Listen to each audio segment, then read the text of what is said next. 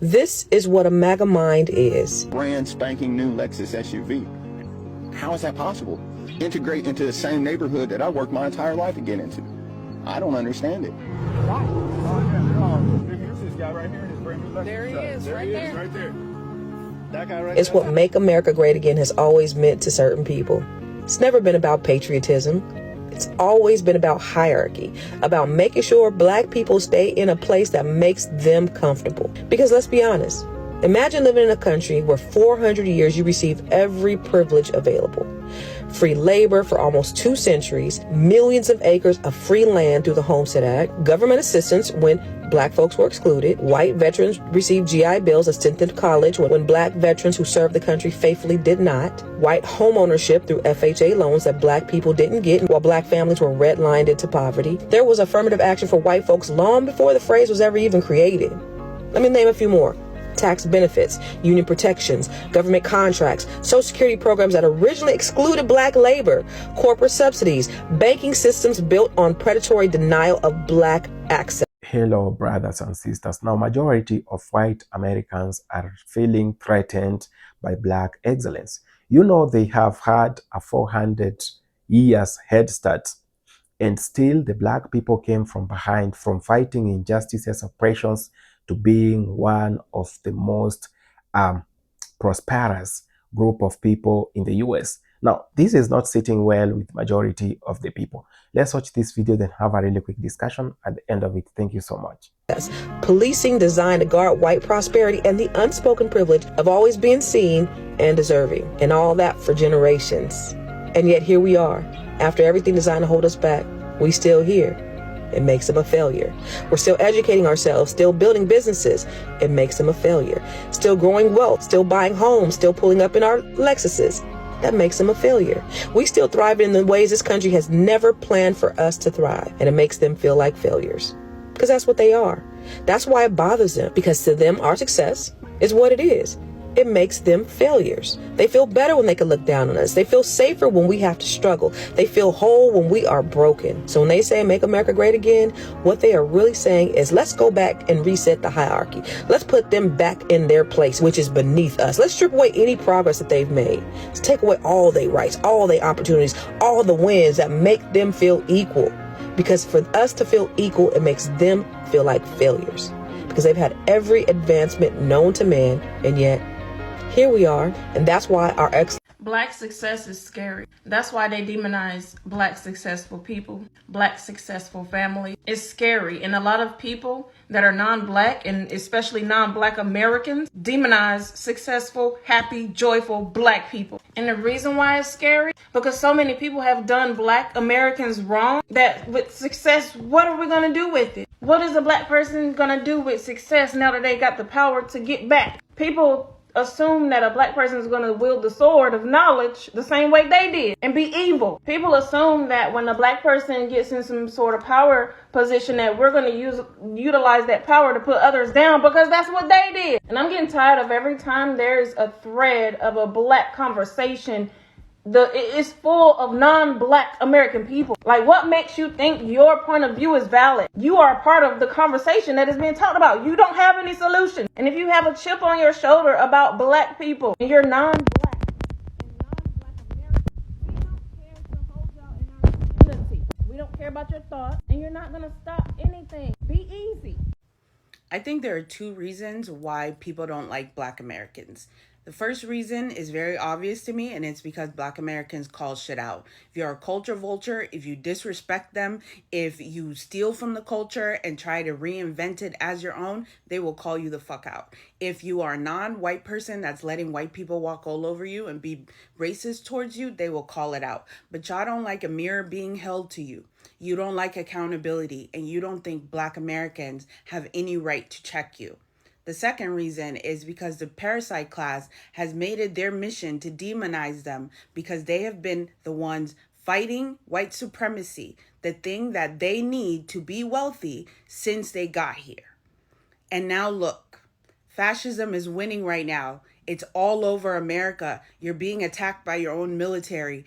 But black Americans chose to sit down, and y'all are clutching your pearls because you don't know what to do. Why do white people resent black excellence? Let's talk about it. Not all white people are racist, obviously, but there is a specific subset for whom black excellence seems like a personal affront to them, right? It really bothers them when black people succeed. The 13th Amendment emancipated enslaved black Americans in 1865, and then the Jim Crow laws kind of wrapped up with the passing of the Civil Rights Act in 1964. So if we do the math, that's about 61 years in which black Americans were able to strive for success in any sort of meaningful way without like the constraints of the law pulling them down. 61 years. If we compare that to white Americans who besieged a land already owned and occupied by indigenous Americans, we'll put that around 1620 when, you know, the Mayflower came here, then that gives them about 425 years to establish success in this country.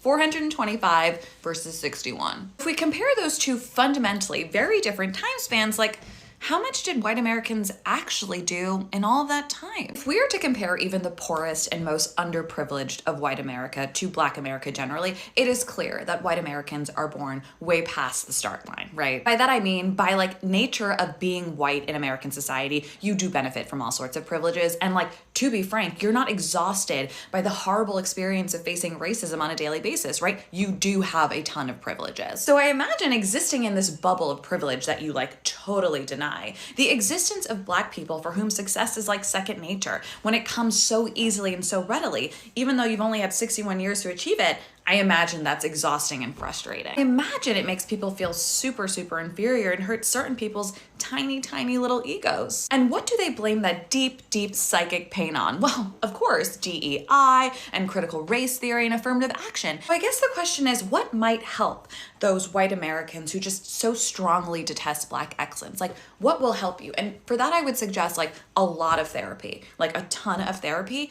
And I would also just suggest that we open the schools, right? We teach people history. Yeah, maybe? Okay, bye. Hey, what's going on, everybody? First off, I want to say thank you to everybody that liked and commented on the other video. It's doing big numbers. I appreciate it. I couldn't get to everybody, but I really appreciate the engagement. I always believed in using analogies as ways to paint what I was trying to convey. And so, you know, I just found it an easier way to kind of get my message across. And so I want to use it in this same video where I want to now convey to white America why black people have this certain feeling towards white America and black Americans' feelings towards reparations. Now, of course, I can't speak for everybody, but the consensus. So for white America, I want you to understand this. I want you to take Animal Planet. I want you to take a lion and a gazelle. Do you ever see a gazelle just stand there as the lion walks up? No. Why? Because for generations, the lion has been ripping the gazelle apart. The lion has been chasing it down and eating it for generations. The gazelle does not trust the lion whatsoever. Why? Because it has been a predator. So do you think that one day that a lion walks up and says, "Hey, gazelle, we don't eat gazelle anymore. You're tripping. Stop running away from us." And then a gazelle looks at the corner of his eye and see another lion chewing on another gazelle. What do you think the gazelle is going to do? Run. Get away from me. No, I don't want you by me because I don't trust you. I don't trust that I could go to sleep and wake up alive. So until the lion starts to transform its behavior and go, "Hey, you know what? I'm going to start eating these leaves and these berries and these plants over here, and I'm not going to eat another gazelle." The gazelle is not going to trust you.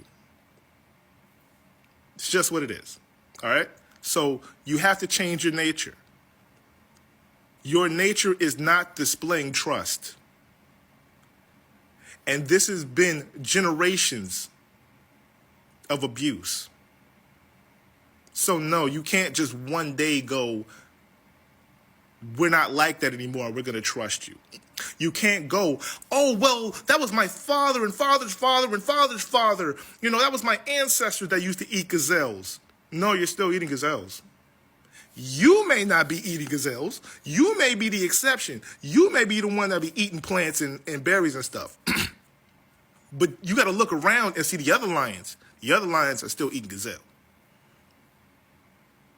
So until you're walking up to them other lions and paw slapping them, hey, stop doing that. That's what the relationship is going to be. You can't ask the mouse to be friends with the cat. That's only going to work in Tom and Jerry. When it comes to reparations, now I'm only talking for foundational Black Americans. I'm not talking about immigrant Africans that have come over here. And if you're an immigrant African, your family, but at the same time, your opinion and your input on reparations is invalid. We don't need to hear your opinion. I mean, you can support, but you're not entitled to any of that money. You're not entitled to any of that equity. You're not entitled to any of it. If you've come over here, yeah, you're probably going to get treated like us anyway because you look like us. You are us. We're family. But we didn't grow up in the same culture. We didn't have the same lineage of oppression.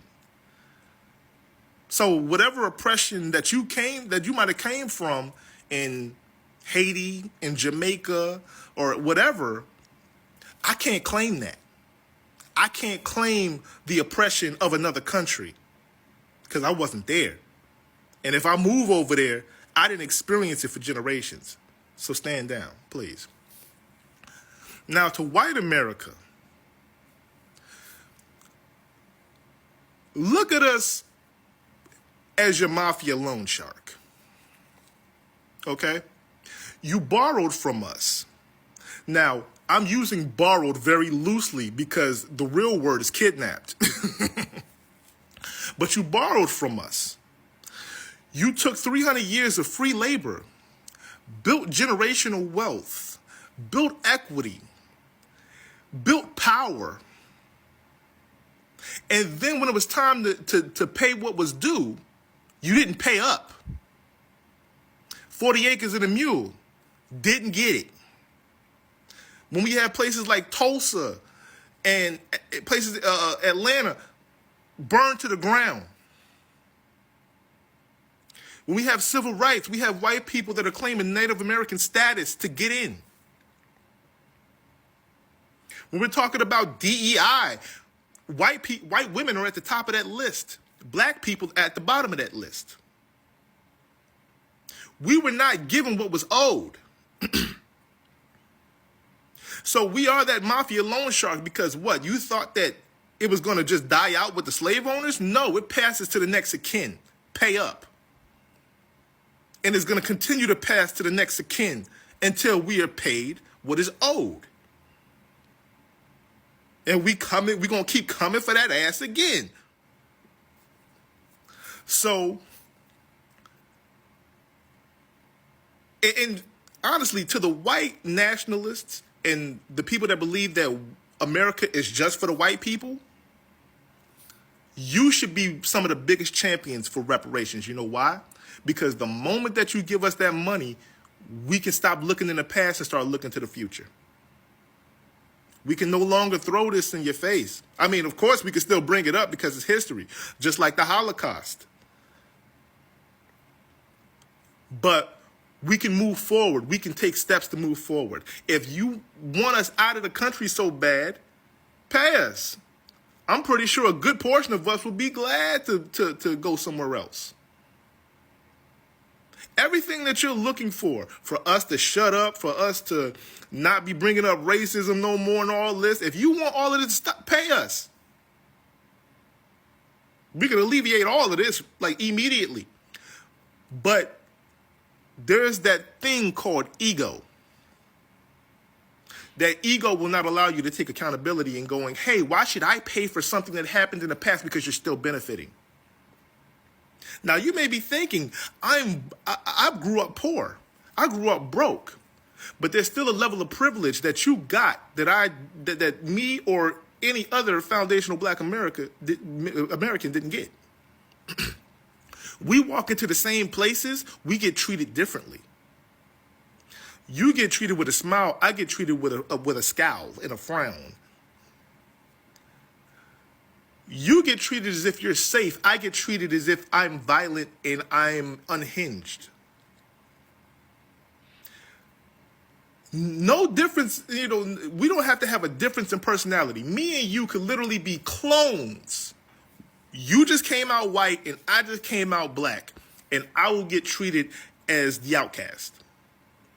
Has nothing to do with personality or anything, intelligence, value. It's just a mindset of colorism.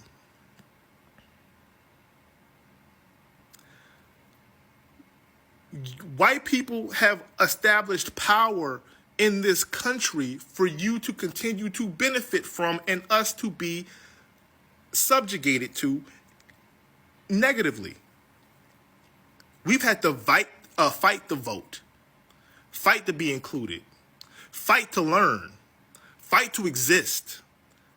And you cannot understand what that energy feels like unless you're one of us.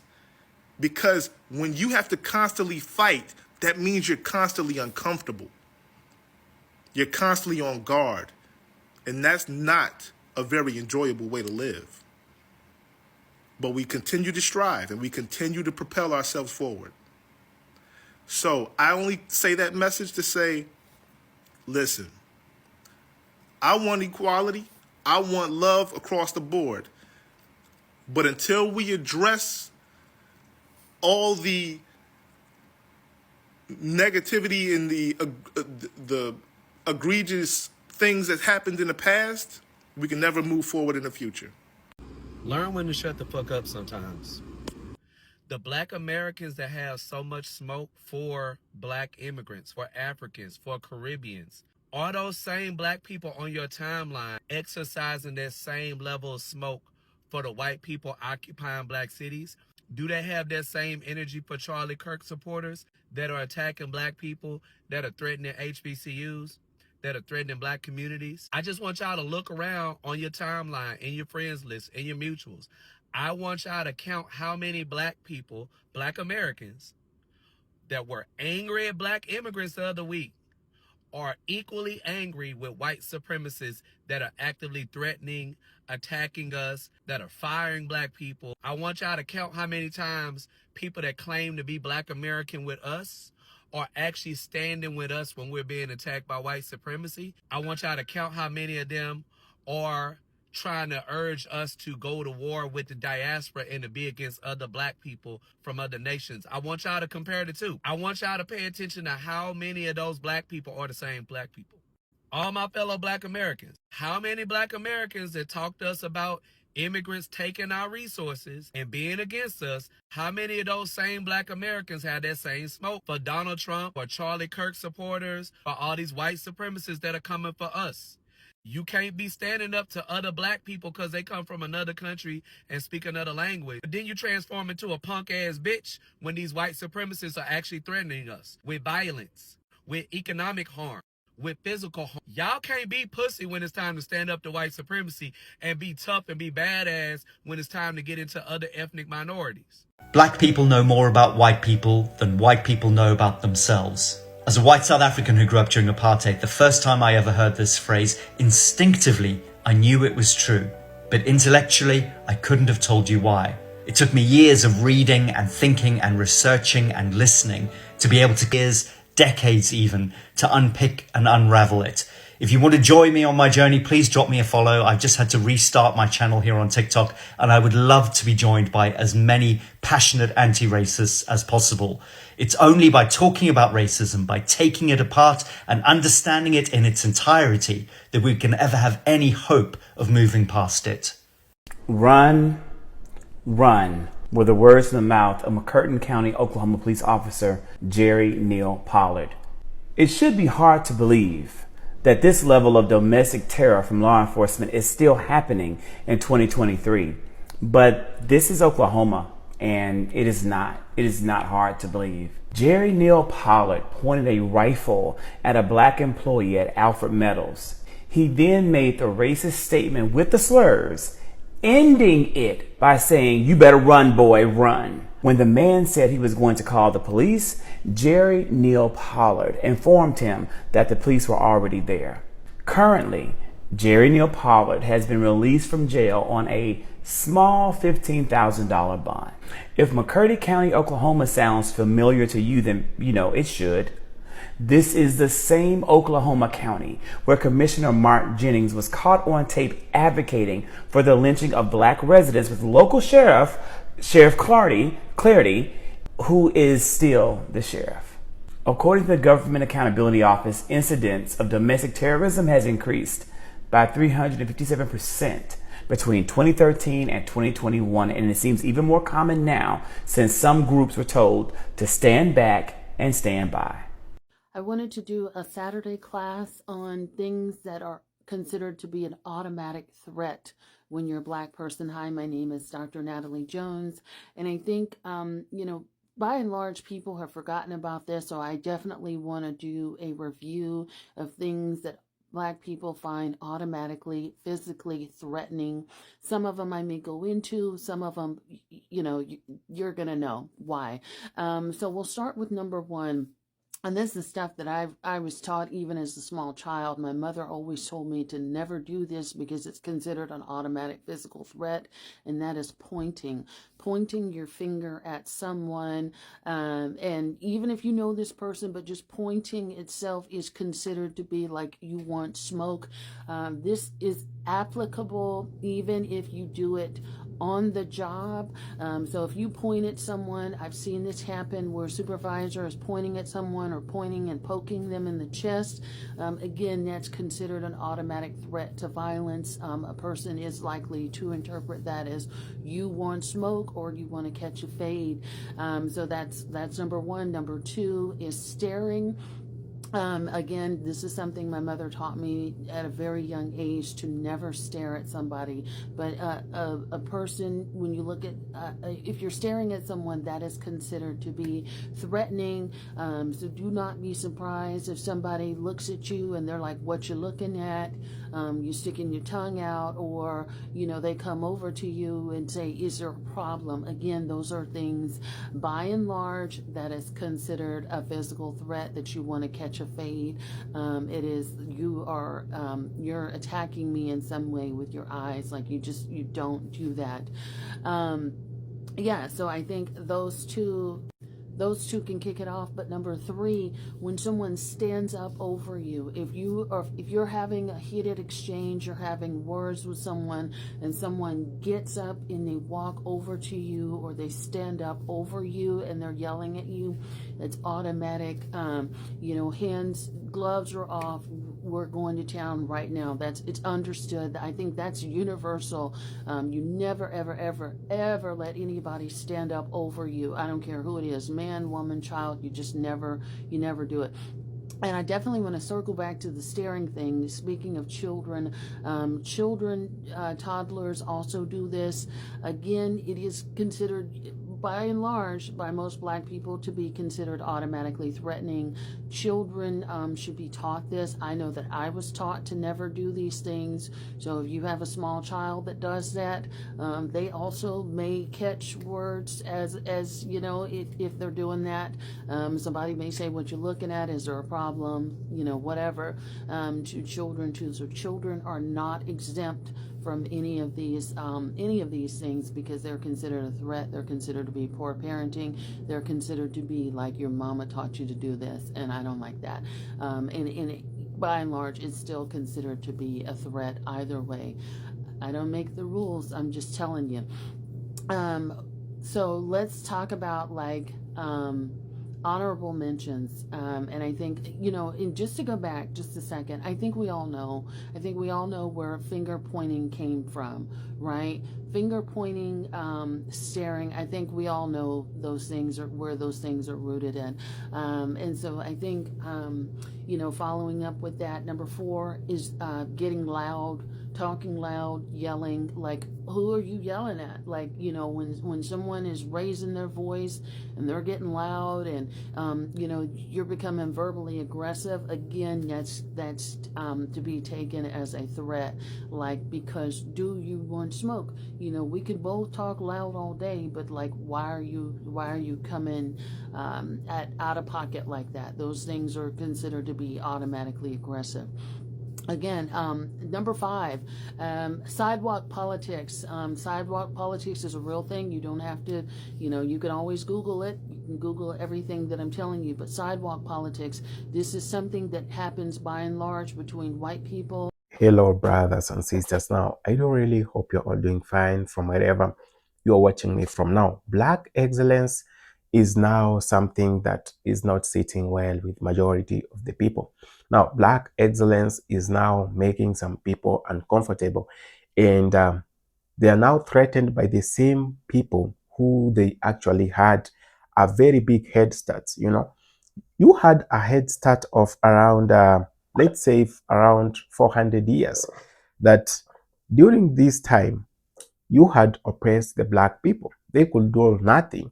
And by in 400 years time, you had the advantage. You had a head start.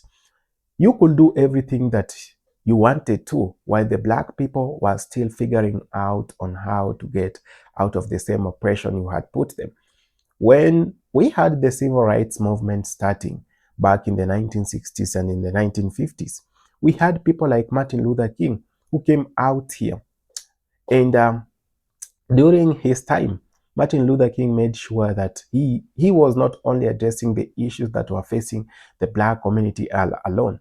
He came out here and he was talking about every other immigrant. The black people are not immigrants, but he was actually including immigrants who have received the same oppression in the US as the black people. This now began to be the changing point or the turning point of everything around the black community. You have had 378 years, a head start of 378 years, generation after generation of oppression to the black people, but you still had the privileges to do what you could not have accomplished by that time. We are sitting here today talking about the rage that is in between black excellence and why they resent it so much. You might be asking yourself questions. Why is that so? Now, let's talk about some of the things that are making people so uncomfortable with black excellence. We have had people like Thurgood Marshall, who came out here and made it to be the first the first black Supreme Court justice. And we must talk about the things that have been happening in our societies. We must address the issues that are affecting us as the people, not only because we need to be great, but for the future generations. That black excellence is not sitting well with the majority of the people, not because they are threatened that they will be surpassed by the same. No, it is because they are used to seeing the black people suffering. They are used to seeing the black people are down. Like, they never imagined out of their minds that there comes a day when the black people will actually be great. They never imagined the same people they have oppressed for years, the same people they had a head start against, will actually overtake them in regards to the economy and how they are living. For a very long time, people have had privileges until they thought these were their rights. They have had so much head start until they became lazy, until some of them could not even have the agility to go after hard work. They could not have the something that is propelling them, because they had everything at hand. The white privilege had put everything on a silver platter for some people. But now, this was the contrary of whatever the black people were going through. That everything was snatched away from them, their freedoms taken away from them, their rights were taken away from them, that they had to start by fighting for their own rights before starting to develop or starting to build empires. They had to start by making sure that these same systems don't oppress them. So they started by fighting for justice instead of starting to build their life. You see how hard it was for the black community. But despite all this that is happening, despite that all that happened, they still managed to be at the top. Now the question is today, why are so many people uncomfortable with that? They have a problem with it because it is a threat to their historical power structures. Do you know, in the in all these 400 years we talk about, it is the white people who have dominated. Now the white dominance is whatever matters to them. The fact that they cannot still clutch to the same powers, to the same structures that they were embedded in, the same structures that built racism, the same structures that protected them from their own selves. Now, if they cannot get that, and if they can see other people now trying to lead these same powers, trying to be the structures that have always protected them, now it becomes a threat to them. It becomes a very big problem to a point where they can no longer hold it in silence. So they must come out here, give outbursts, vent about it, and maybe that will make them feel good. Now, there have been stereotypes that are getting to be disapproved with time. The stereotypes of the black people cannot make it without their white counterparts. The stereotypes of white people are great, they're intelligent, and all these other things. These are actually coming to an end because the falsehood around it is now coming to be known by the world. The truth that they have been hiding all this time is finally out. And that only means that these people are actually at risk. They are at risk of losing themselves, and they're becoming the danger to themselves that they never thought they will. You know, the fact that this black excellence is driving them crazy, it only leads them to making poor decisions. It only makes them to be greedy. It only makes them to be anxious. And all this is a distraction to their daily life. Now, there is this aspect of envy, and envy of achievement and visibility of the black community. Someone will ask me, what do we envy about the black people? Or why should we envy the black people? Now, if you are in a competition with someone that you thought you had all the advantages, you had all the upper hand against, then they later on win it against you. For example, if it's a marathon, you've been given like a 50-meter head start, and it is a 200-meter race. You expect yourself to win it. But if this guy comes and overtakes you, it becomes a problem. You start asking yourself, what's wrong with me? Am I too slow? Or is there anything wrong with me? And that's exactly whatever is happening today. They are now questioning themselves, and that is giving the black an upper hand. This is just to tell you the truth so that we might know our history, where we are coming from and where we're heading to. The white American history and the black people's history is very important. Thank you so much for having taken our time to watch this video. I really appreciate it. If it's your first time, consider subscribing, sharing, commenting, and liking. See you in our next episode. Adios.